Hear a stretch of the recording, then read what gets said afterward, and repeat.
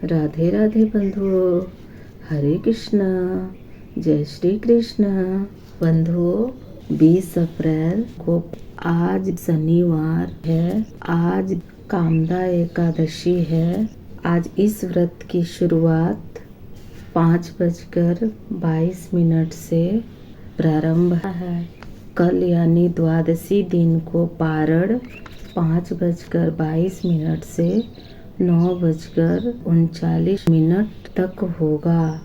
बंधुओं, आप सभी इसी समय के बीच अपना पारण अवश्य कर लेंगे। सही समय पर पारण करने से ही एकादशी व्रत करने का उचित फल प्राप्त होता है। पारण करने से पूर्व आप ब्राह्मण देवता को दान दक्षिणा अवश्य दान करें। समय न मिल पाए तो दान दक्षिणा की सामग्री पारण करने से पूर्व निकाल ले, उसे बाद में ब्राह्मण देवता को दान कर दे। दान में आप रुपया, पैसा, फल या द्रव्य दान कर सकते हैं। तो बंधुओं, आइए आज हम कामदा एकादशी व्रत का महात्म्य सुनते हैं। युधिष्ठिर ने कहा, वासुदेव आपको नमस्कार है। कृपया आप यह बताइए कि चैत्र शुक्ल पक्ष में किस नाम की एकादशी होती है। भगवान श्री कृष्ण बोले, राजन, एकाग्रचित होकर यह पुरातन कथा सुनो, जिसे वशिष्ठ जी ने राजा दिलीप के पूछने पर कहा था। वशिष्ठ जी बोले, राजन, चैत्र शुक्ल पक्ष में कामदा नाम की एकादशी होती है। वह परम पुण्यमयी है।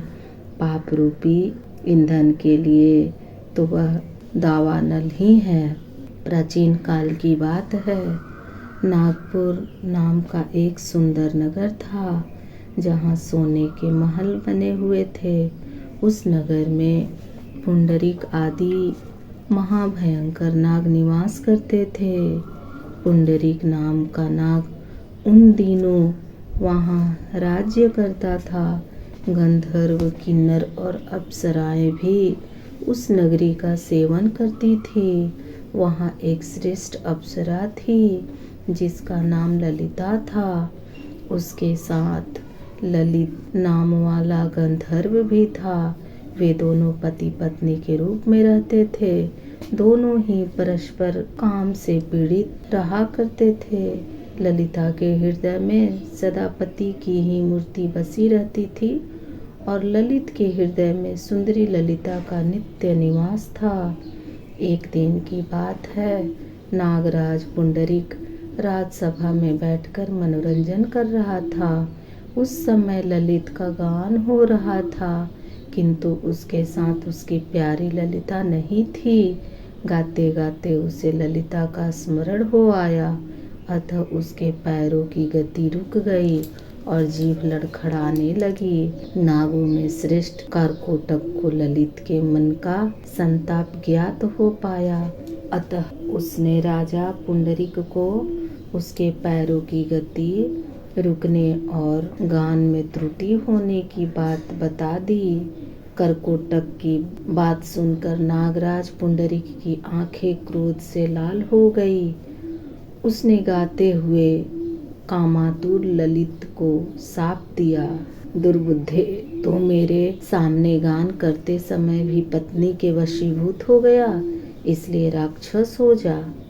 महाराज पुंडरीक के इतना कहते ही वह गंधर्व राक्षस हो गया। भयंकर मुख, विकराल आंखें और देखने मात्र से भय उपजाने वाला रूप, ऐसा राक्षस होकर वह कर्म का फल भोगने लगा। ललिता अपने पति की विकराल आकृति देख मन ही मन बहुत चिंतित हुई। भारी दुख से वह कष्ट पाने लगी। सोचने लगी, क्या करूं, कहाँ जाऊं, मेरे पति पाप से कष्ट पा रहे हैं। वह रोती हुई घने जंगलों में पति के पीछे पीछे घूमने लगी। वन में उसे एक सुंदर आश्रम दिखाई दिया, जहाँ एक मुनि शांत बैठे हुए थे। किसी भी प्राणी के साथ उनका वैर विरोध नहीं था।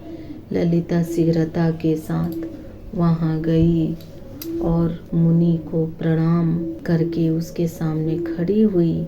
मुनि बड़े दयालु थे। उस दुखिनी को देखकर वे इस प्रकार बोले, सुभे, तुम कौन हो? कहाँ से यहाँ आई हो? मेरे सामने सच सच बताओ। ललिता ने कहा, महामुने, वीरधनवा नाम वाले एक गंधर्व है। मैं उन्हीं महात्मा की पुत्री हूँ। मेरा नाम ललिता है। मेरे स्वामी अपने पाप दोष के कारण राक्षस हो गए हैं। उनकी यह अवस्था देखकर मुझे चैन नहीं है। ब्राह्मण, इस समय मेरा जो कर्तव्य हो वह बताइए। विप्रवर, जिस पुण्य के द्वारा मेरे पति राक्षस भाव से छुटकारा पा जाए उसका उपदेश कीजिए। ऋषि बोले, भद्रे, इस समय चैत्र मास में शुक्ल पक्ष की कामदा नामक एकादशी तिथि है, जो सब पापों को हरने वाली और उत्तम है। तुम उसी का विधि पूर्वक व्रत करो और इस व्रत का जो पुण्य हो उसे अपने स्वामी को दे डालो। पुण्य देने पर क्षण भर में ही उसके साप का दोष दूर हो जाएगा। राजन, मुनि देव के यह वचन सुनकर ललिता को बड़ा हर्ष हुआ। उसने एकादशी को उपवास करके द्वादशी के दिन उन महर्षि के समीप भी भगवान वासुदेव के श्री विग्रह के समक्ष अपने पति के उद्धार के लिए यह वचन कहा, मैंने जो यह कामदा एकादशी का उपवास व्रत किया है उसके पुण्य के प्रभाव से मेरे पति का राक्षस भाव दूर हो जाए। वशिष्ठ जी कहते हैं, ललिता के इतना कहते हैं उसी क्षण ललित का पाप दूर हो गया। उसने दिव्य देह धारण कर लिया, राक्षस भाव चला गया और पुनः गंधर्वत्व की प्राप्ति हुई। नृपश्रेष्ठ वे दोनों पति पत्नी कामदा के प्रभाव से पहले की अपेक्षा भी अधिक सुंदर रूप धारण करके विमान पर आरूढ़ होकर अत्यंत शोभा पाने लगे। यह जानकर इस एकादशी के व्रत का यत्न पूर्वक पालन करना चाहिए। मैंने लोगों के हित के लिए तुम्हारे सामने इस व्रत का वर्णन किया है। कामदा एकादशी ब्रह्महत्या आदि पापों का, पिशाचत्व आदि दोषों का नाश करने वाली है। राजन, इसके पढ़ने और सुनने से वाजपेय यज्ञ का फल मिलता है। तो बंधुओं, राधे राधे, जय श्री कृष्ण।